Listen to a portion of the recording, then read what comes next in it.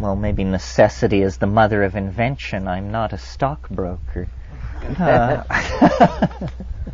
And we can always blame the Irish.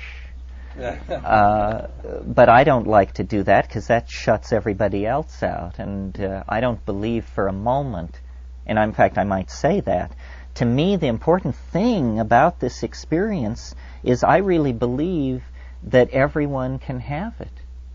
That this is something almost, it's no exaggeration to compare it to sexuality. This is a potentiality in the human organism that if you go to the grave without knowing about this, it's rather equivalent to going to the grave with your virginity intact. This is an enormous area of what it is to be alive. I mean, and it blows my mind to think that the last 50 generations of people in Europe created all that philosophy and science and diplomacy and so forth and so on without a single person being stoned for a single moment all those centuries. I mean, it's pretty much gristle and beer, isn't it, folks, when you look at the accomplishments of European civilization. So I think it takes practice, though, to access these states, and I'll respond. That was another thing I was going to ask. Your initial experiences, with anything like that? My initial experiences were kind of funny. It always seemed to hit me very hard. I was thinking the other day of, for some reason, I hadn't thought of it for years. I think I was remarking the anniversary of it or something, about the very, very first time that I took LSD. And I took it in someone's apartment in San Francisco. And for me, the world divided into two great polar opposites. And perhaps it's still true in some strange way. One side of the thing was called the Iosteks, and they were like God. They were everything profound. I mean, to utter this word was to hurl yourself on the ground and press your face into the dirt. It was like invoking a Faustian flame, miles in extent. That was the Iosteks. At the other polarity were this something called the Pinkestairs. And they were hilarity and elfin dissolution into the minute. And I was just hurled between the antipodes of these two crazed, concrescent concepts for about 14 hours. And very peculiar. But by techniques, what I wanted to say was, because it will be useful, I assume, to people here,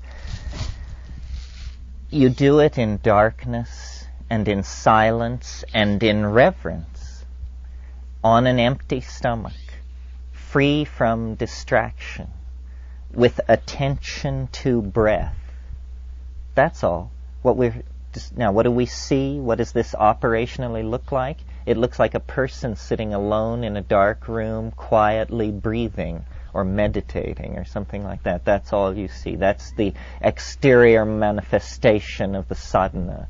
And what is going on is this person is navigating an internal river system of great complexity.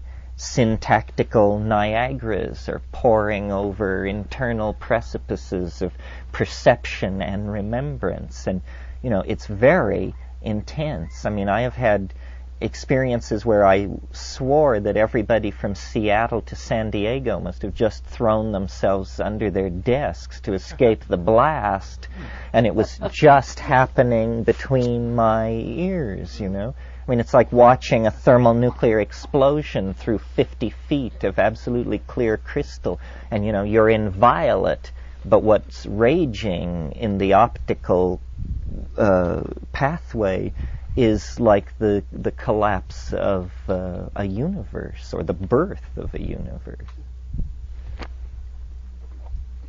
The first time you took ayahuasca, was it that intense? No, it took years of fiddling with ayahuasca because they don't make it right. I won't take anybody's but my own. just because they're not heavy enough on the foot pedal of the Psychotria. I think they want to. That's it. They want to graze the surface of it, and I want impact. So I really push that because that's what fascinates me, the visions. I mean, some people say you're just a vision freak, that these wonderful feelings and thoughts, and it's true that all is there, but there is something so convincing to my mind about a hallucination because it's so intricate and happening in real time, and you're just looking at this thing jaw agape. You could never draw it, you could never have previously imagined it, and yet it must in some sense be said to be yours because it's happening in your mind. And so then you wonder, well, what is my relationship to this thing? It's the most beautiful thing I've ever seen. Did I make it? Does it come out of me? Or is it no more me than me standing looking at the evening star? What is the source of this transcendent beauty that resides within the human nervous system? I confess I don't have the answer. I think that's I am basically a Platonist, and then when you couldn't support that anymore because of advances in modern philosophy, I retooled as a phenomenologist. But I'm still basically a Platonist, and I believe that the good, the true, and the beautiful are somehow facets of the same notion.